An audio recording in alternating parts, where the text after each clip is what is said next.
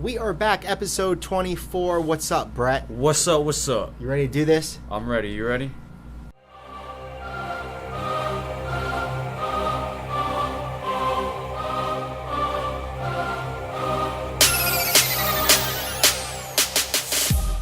I'm ready. You got the summer blues? A little bit. Yeah, man. It just it's normal. It's natural. It happens to a lot of us. Yeah, we struggle. People think that we're Superman. My joke the other day is everyone thinks that I eat clean and train dirty all the time, and that's just that's not the fact. Sometimes we struggle, and we need to get through that. And I think it's a perfect segue today to talk about maybe some tips, some things we came up with a top 10 list of people that might be struggling the way we do, or that they will do eventually, because we all do. Some things to get out of that rut. Yeah, I think we got some good recommendations that we do personally. That we've developed through our experiences of kind of being through this before, and it's kind of our way to get back in the groove and kind of dial in on our goals and everything like that. Yeah, well, let's start it out. These are in no particular order, but I'll call this number one is join a group class of some sort. Obviously, we're biased to that. We've surrounded our entire business model around the group class because we know it works. It's scalable.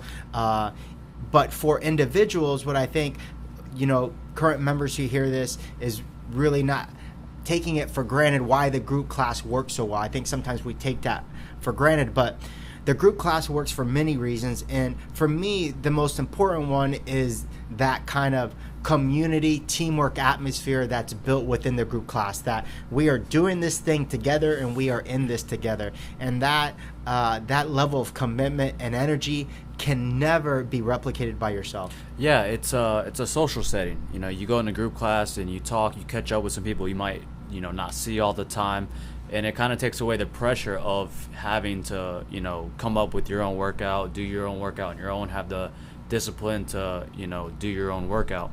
You go to the group class, you catch up with everyone else around you, and then also a coach is guiding it from start to finish, so it takes away the pressure on that. Yeah, and that's why that model that we use is so popular. They don't have to think about what they're going to do. The workouts are completely different. It's led and instructed by the coach.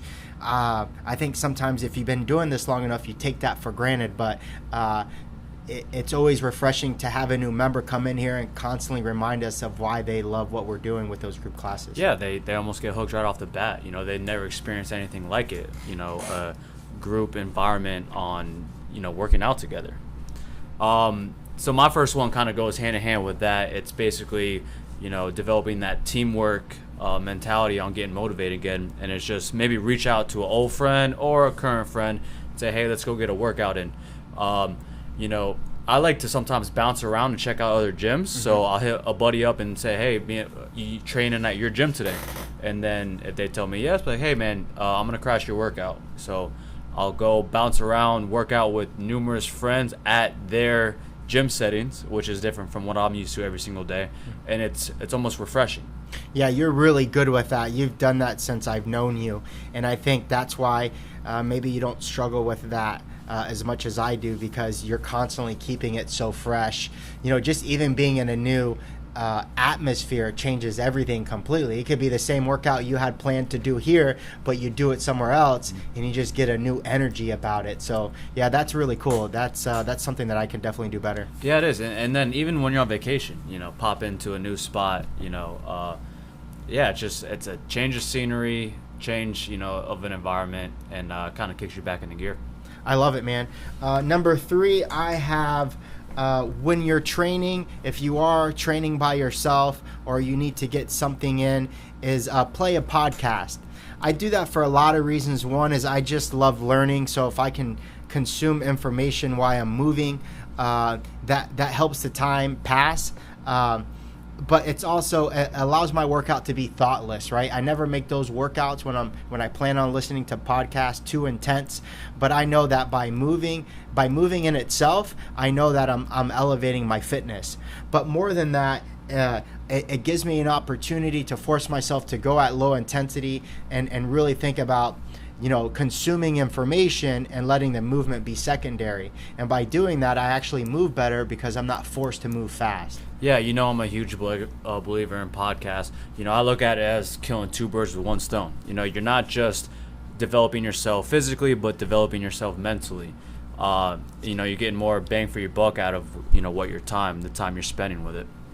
I love it, dude. And there's so many. I think the other thing to, I was telling something about this the other day, and they said, well, like, how do you remember everything you listen to? Well, the honesty is I don't. No, you don't. Right? That we say, and we've said this with our podcast, if you walk out of a 20, 30-minute podcast and you take out one or two big things that you can walk away with and apply in your life, that episode was a success. Mm-hmm. And that's really what it comes down to. It is a form of entertainment that I enjoy, and that's what I'm using that as. But the pressure, if I walked into the podcast like, oh my God, I got to write all these notes down, it takes away from the entertainment value that I'm getting out of the podcast. So, my recommendation is, if you don't listen to podcasts, because even for me, this is still pretty new in my own life, is don't put that pressure on yourself to remember a lot of stuff. Come in there just hoping to learn one or two things, and if you do, that's a huge success. Yeah, just, you got to recognize you're being way more productive by, just listening to that podcast opposed to just listening to music or some sort. So if you can kind of convince yourself, hey, I'm being way more productive by playing this podcast instead of wasting time listening to music, you're not going to be so worked up or concerned on having to write down or take notes. That's really good, man. Your time's, being way more spent. Cool, man. The next one I got is to get outside and get into the sun. Get yourself some vitamin D. Sometimes I like to train outside. I'll bring out the rower outside of the gym, get outside, get in the sun. It makes me sweat a little bit more. I work on the tan a little bit, and just being some outdoors, away from being cooped up inside and doing office shit all day or whatever. It's just that that relief you'll get.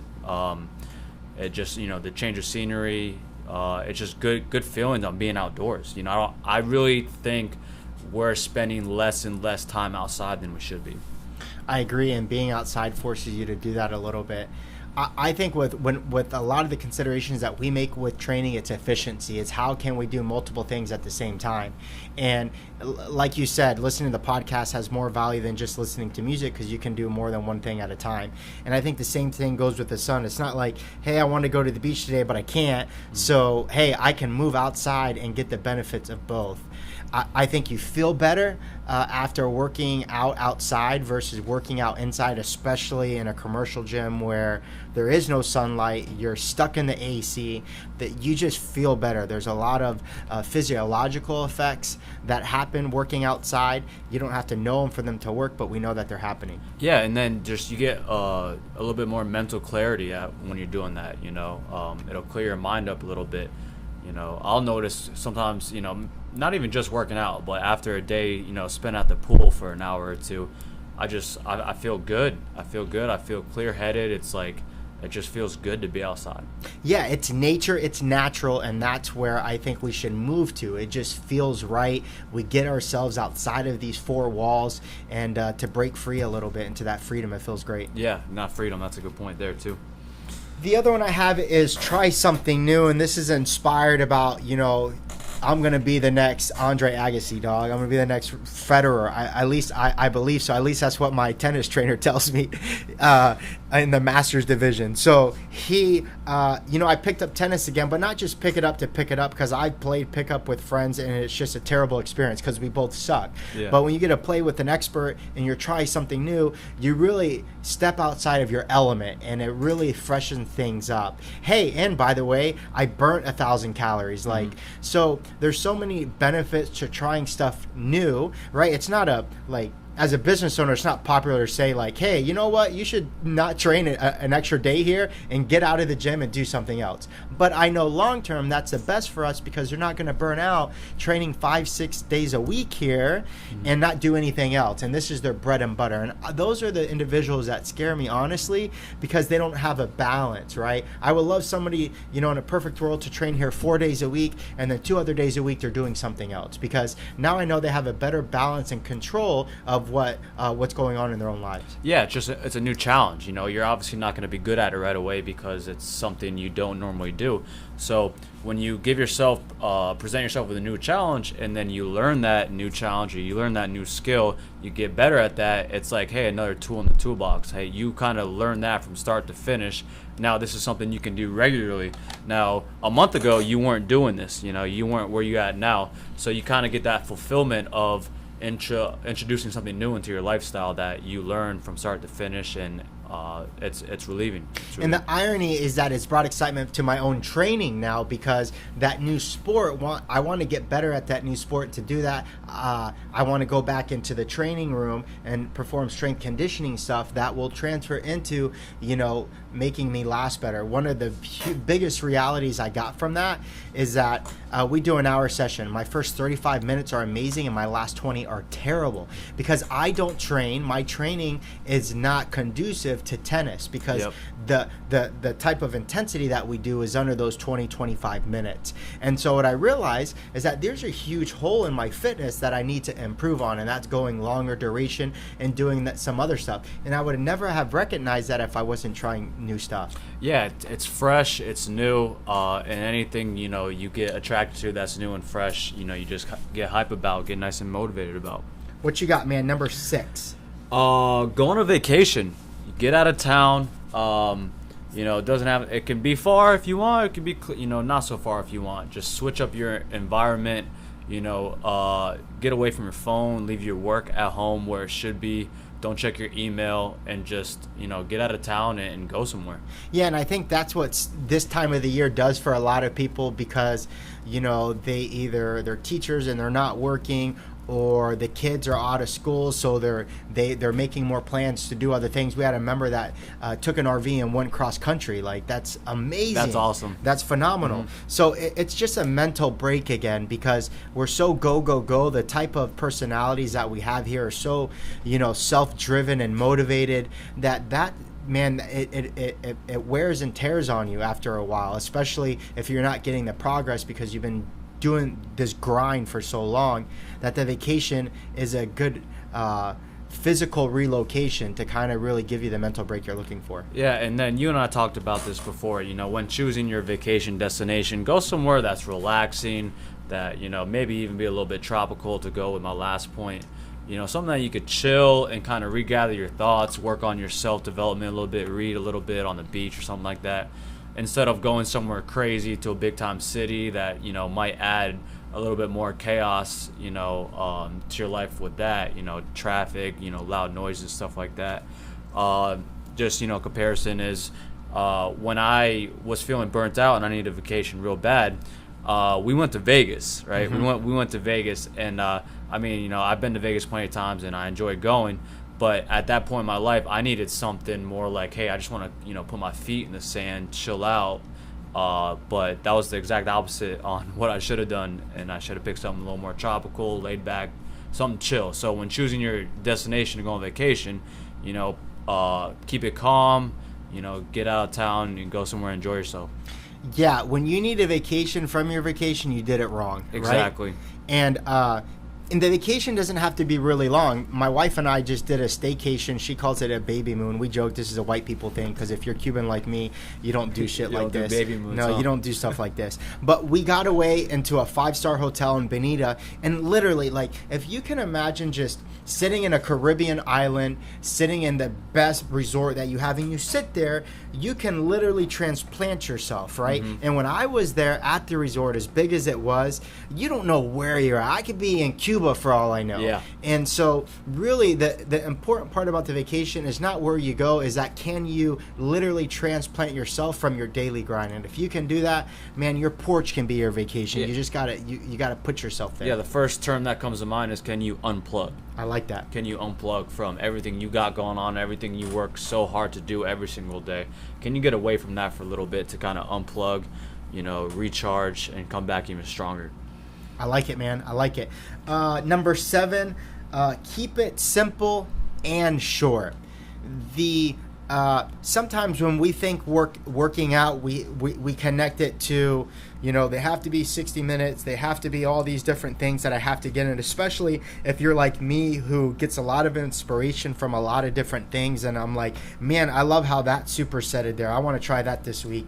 Or I have this workout to test. Let me put that in there. Oh, I haven't back squatted. Let me put that as part A. And all of a sudden I got 10 different movements that I'm putting pressure on myself to do in less than an hour, and it's just not going to happen. So I try not to do that anymore. I try to keep it as simple as possible, 2 to 3 different exercises, run it as an AMRAP until whatever the goal of, if it's going to be low reps and heavy or higher reps and light, and I just cycle through that at my own pace. And by the AMRAP at 15, 20 minutes, 30 minutes, depending on how I feel, I'm done, and I'm okay with that. Yeah, you're not trying to think too much about your programming, right? You're kind of just picking something simple. My next one goes right alongside with that, and it's go back and redo your favorite workout. Ooh, yep. You might have started, got into fitness early on, and something might stick out that you do. For instance, mine, when I was first really getting into fitness, my favorite go-to workout was a bench press pull-up combo, right? I hit some reps on the bench. I'd go right to the pull-up bar, and that was literally my favorite, and I feel like the most bang for your buck is there. So if ever I'm feeling kind of not motivated, I'll kind of just go back to that. It'll kind of put me in a spot where I was when I first started going, when I first started getting into it. Takes me back in time a little bit and just takes the pressure, to your point, keeping it simple. It's just taking the pressure away from yourself. Yeah, you know what my favorite workout is? What you got? 100 burpees per time. Oh my God, I've done that one like a dozen times. You're sick. Well, you're so low to the ground, man. You don't gotta travel that much to get there. Hey, don't hate. What's your 100 burpees per time PR? My fastest 447. 447. Yeah. See, I've never even done that many burpees. It's legit. It's legit. To be there, you gotta do like 23 a minute. Did the math on that. 23 a minute. Yeah. But that's my money maker. I like doing that. Now it might be short and simple, but it's not enjoyable. So that's not that like slow. That's like, hey, I got 5 minutes to do something. I'm gonna get it. Yeah. But if it's like I want to go to my favorite workout that I still enjoy, it ain't 100 burpees per time. But that one I do because I'm always short for time, so I hit it. Anyways, number 9, reward yourself. There are a couple ways that I do this.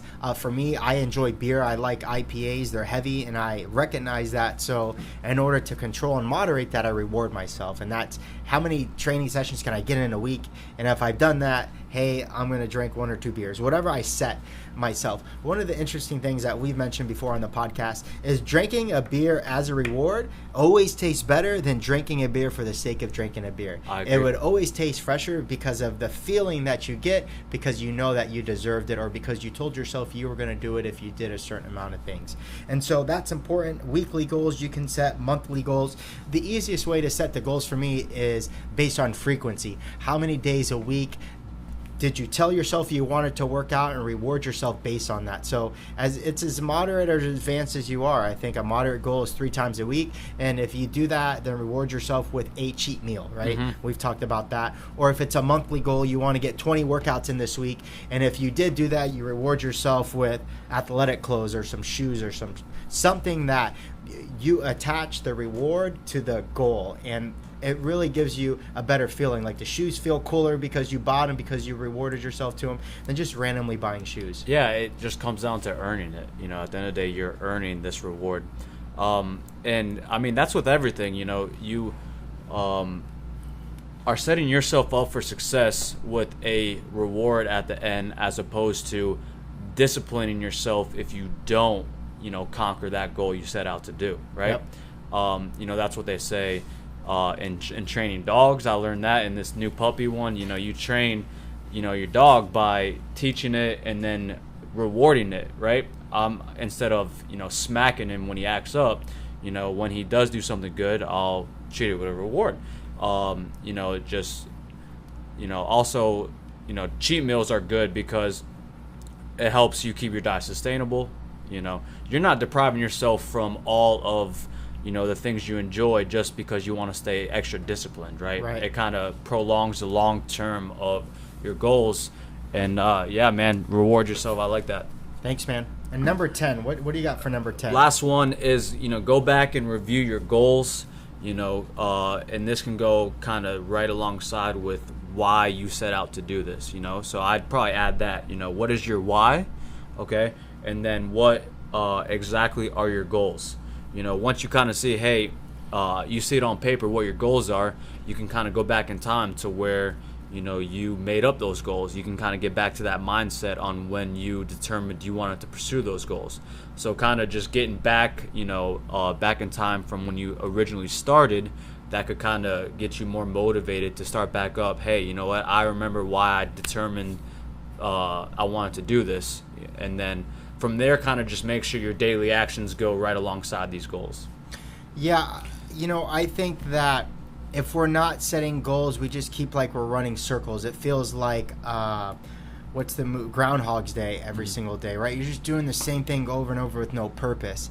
And I think the longer you're in it, the harder it is to set goals, because initially everyone and their mother improves exponentially. But at one point, you really got to dig deep to get those numbers and those improvements that you're looking for.